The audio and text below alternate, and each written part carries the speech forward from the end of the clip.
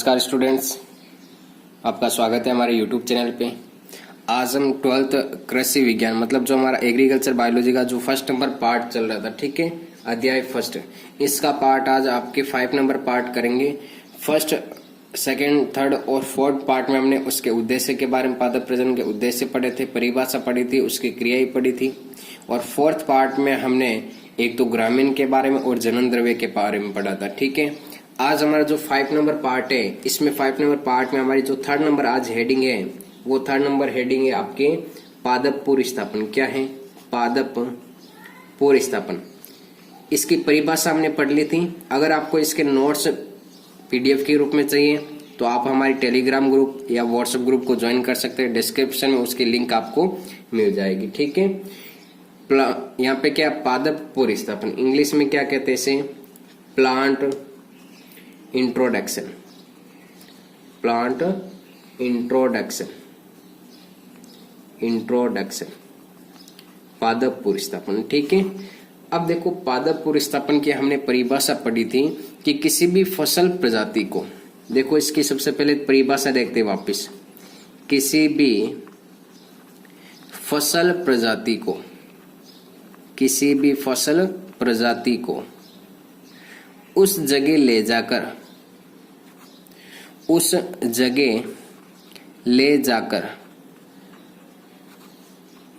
उगाना, उस जगह ले जाकर उगाना जहां पहले उसे नहीं उगाया गया हो, जहां पहले उसे नहीं उगाया गया हो, वहां ले जाकर उसको उगाना, वो क्या कहलाता है? आपके पादप पुरीस्थापन कहलाता है। क्या कहलाता है? पादप पुरीस्थापन, ठीक है। इसकी परिभाषा आपको याद रहेगी कि पादप पुरीस्थापन क्या होता है। अब देखो, पादप पुरीस्थापन में कुछ बातें याद रखनी है यहाँ पे कि पुरीस्थापन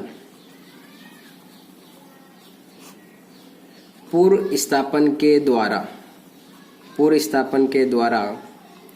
एक ही वर्ष में सस्य सुधार किया जा सकता है। सस्य सुधार किया जा सकता है, परंतु इनकी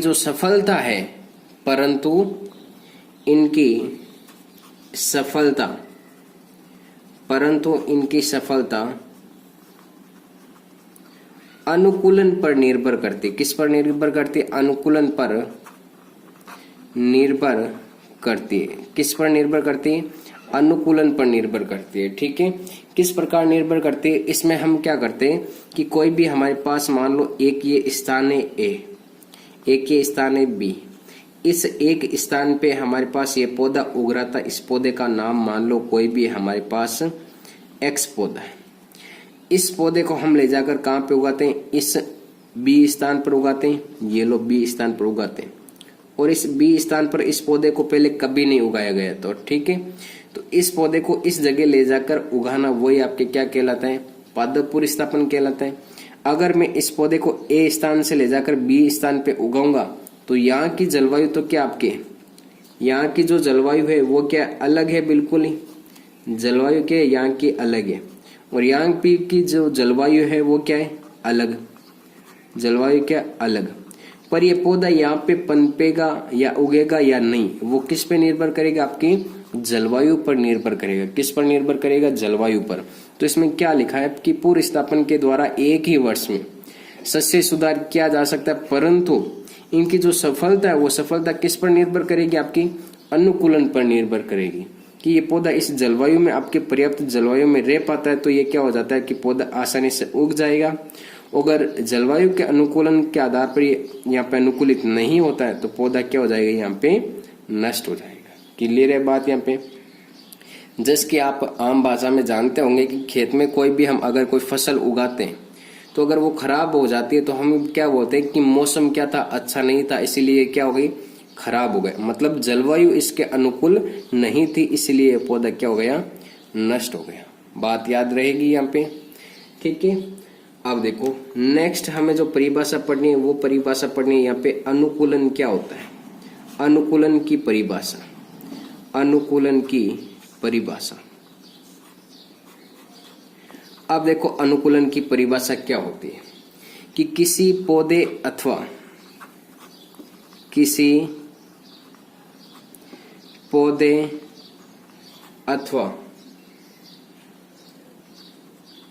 पौधों का नए वातावरण में अभ्यस्त होना मतलब अपने आप को नए वातावरण के अनुसार, ऐसा लिख लो, नए वातावरण के अनुसार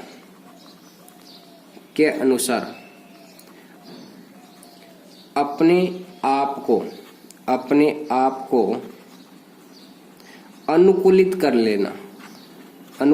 लेना मतलब वातावरण के अनुसार डाल लेना वो क्या कहलाता है? आपके अनुकूलन कहलाता है। क्या कहलाता है? अनुकूलन कहलाता है। बिल्कुल करेक्ट बात है यहाँ पे कि किसी पौधे अथवा पौधों का नए वातावरण में अनुसार अपने आप को क्या कर लेना? अनुकूलित करना है। ये पौधा एक स्थान से बी पे जा रहा था, ये अनुकूलित नहीं कर पाया, इसलिए पौधा क्या हो गया? नष्ट। अगर ये पौधा यहाँ पे अनुकूलित कर पाता है तो ये पौधा क्या हो जाता है? यहाँ पे उग जाता और पनप जाता। ठीक है, तो अनुकूलन क्या होता है कि नए वातावरण में पौधों का अपने आप ही वातावरण के अनुसार चेंज हो जाना, वो क्या कहलाता है? अनुकूलन कहलाता है। क्या कहलाता है? अनुकूलन कहलाता है। ठीक है, अब देखो यहाँ पे नेक्स्ट जो हमें बात याद रखनी कि जो पुरस्थापन होता है ये दो प्रकार का होता है। पादप पुरस्थापन होता है, ये कितने प्रकार का होता है? दो प्रकार का होता है। अब देखो कौन कौन सा होता है दो प्रकार का। पादप पुरस्थापन के प्रकार, पादप पुरस्थापन के प्रकार, आप इनको साथ में नोट भी कर सकते हैं। ठीक है, एकदम अच्छे से मैं यहाँ पे आपको समझा रहा हूँ। पादप पुरस्थापन आपके दो प्रकार का होता है। कितने प्रकार का? दो। एक तो होता है प्राथमिक पुरस्थापन, एक कौन सा होता है? प्राथमिक पुरस्थापन। ठीक है, अब देखो प्राथमिक पुरस्थापन क्या होता है, इसकी परिभाषा देखो क्या हो सकती है। जब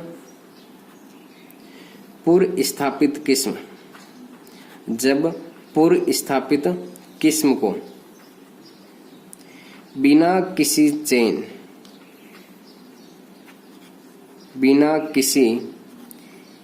चेन के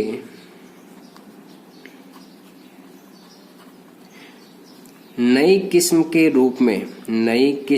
रूप में विमोचित मतलब लॉन्च करके। ठीक है, LAUNCH लॉन्च करके। ठीक है, लॉन्च कर खेती के लिए वितरित करना, वो आपके क्या कहलाता है? आपके प्राथमिक पुरस्थापन कहलाता है। जबकि जो सेकंड नंबर होता है वो क्या होता है? आपके द्वितीयक पुरस्थापन होता है। क्या कहलाता है? द्वितीयक पुरस्थापन। अब देखो इसमें तो क्या करते हैं, बिना किसी चेन के क्या करते हैं? नई किस्मों को विमोचित कर देते हैं। लेकिन इसमें इसका क्या हो जाएगा? उल्टा हो जाएगा कि चेन करके, क्या करके? किस्मों का चयन करके विमोचित किया जाता है। चयन करके विमोचित किया जाता है, वो प्रक्रिया आपकी क्या कहलाती है? द्वितीयक पादप पुरस्थापन कहलाती है। तो यहाँ पे फर्स्ट नंबर हमें क्या ध्यान में रखना है? एक तो पुरस्थापन की डेफिनेशंस, पुरस्थापन क्या होता है। नेक्स्ट बात अनुकूलन की परिभाषा। नेक्स्ट हमें क्या ध्यान रखना? पुरस्थापन के प्रकार ध्यान में रखने। क्या ध्यान में रखने? पुरस्थापन के प्रकार। ठीक है, अब जो हमारी नेक्स्ट हेडिंग आती है वो हेडिंग आती है कि पुरस्थापन की क्रियाएं कौन कौन सी होती है, किस प्रकार से पादप पुरस्थापन हम कर सकते हैं। ठीक है, नेक्स्ट हेडिंग है वो है हमारी पादप पुरस्थापन की क्रियाएं। क्या है नेक्स्ट हेडिंग हमारी? पादप पुरस्थापन की क्रियाएं। पादप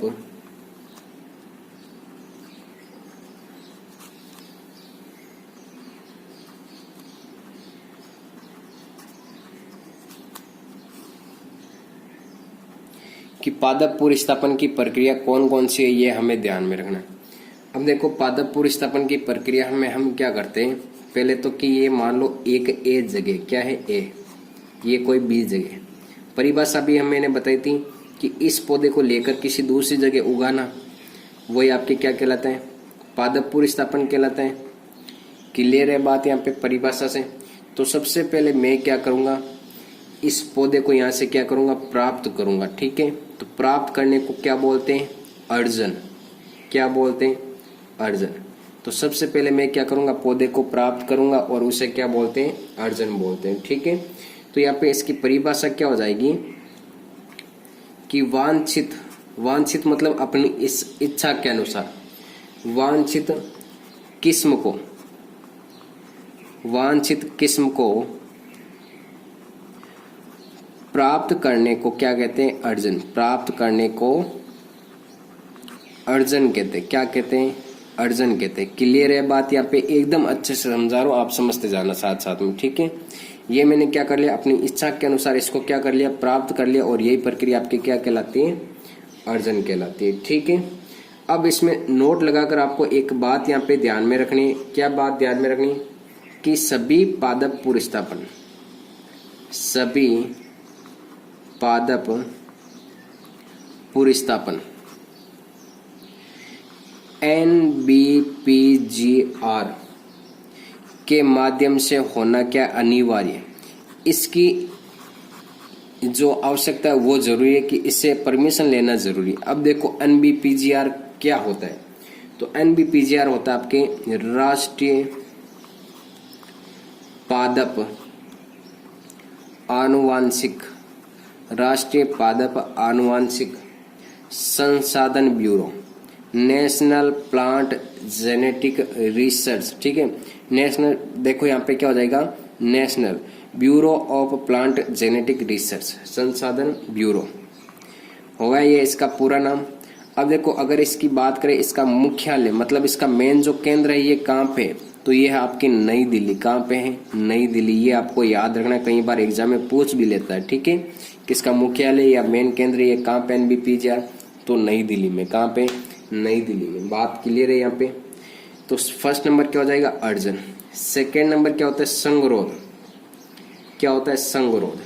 अब देखो मैं यहाँ पे क्या कर रहा हूँ, इस एक पौधे को दूसरी जगह ले जा रहा हूँ, तो इस पौधे पे जो आपके मान लो कोई रोग लगा है, तो इसको रोग रहित करना। क्या करना, रोग रहित मतलब रोग को हटाने, रोग को हटाना, वो क्या कहलाता है, आपके पादप संगरोध कहलाता है। ठीक है, तो इसमें क्या लिखते हैं कि बाहर से आयातित बीजों, मान लो कोई दूसरे देश से हमारे देश में क्या आते हैं, कोई भी बीज आते हैं अच्छे से। ठीक है, तो आयातित बीजों का रोग, कीट एवं खरपतवारों से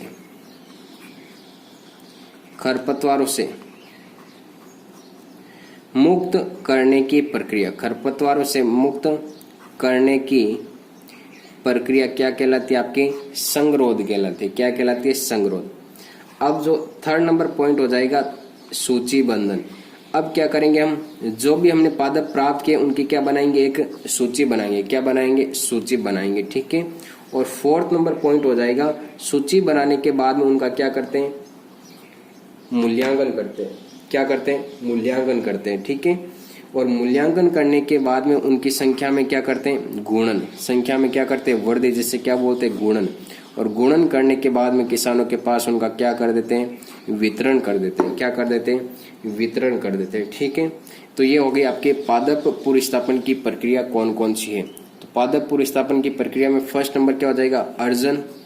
सेकेंड नंबर हो जाएगा संगरोध। इन दो बातों को आप मेन तौर पे याद रखना। कौन कौन सा, एक तो अर्जन क्या होता है, एक संगरोध क्या होता है। ठीक है, थर्ड नंबर क्या होता है, सूचीबद्ध करना कि कहाँ से बीज आया, कौन सा बीज आया है, किस प्रकार का, उन सारों की क्या करेंगे, सूची बना लेंगे। और फोर्थ नंबर होगा वो क्या होगा, मूल्यांकन। उस बीजों का क्या करेंगे, मूल्यांकन। मूल्यांकन करने के बाद गुणों, उनकी संख्या में क्या करेंगे, वृद्धि, जिसे क्या बोलते हैं, गुणन। और गुणन करने के बाद में उन बीजों का क्या कर देंगे, किसानों के पास में वितरण कर देंगे। ठीक है, तो ये तो हो गए आपके पादप पुरस्थापन की प्रक्रिया। बाकी का जो हमारा नेक्स्ट पोर्शन है वो हम कल की क्लास में करेंगे। ठीक है।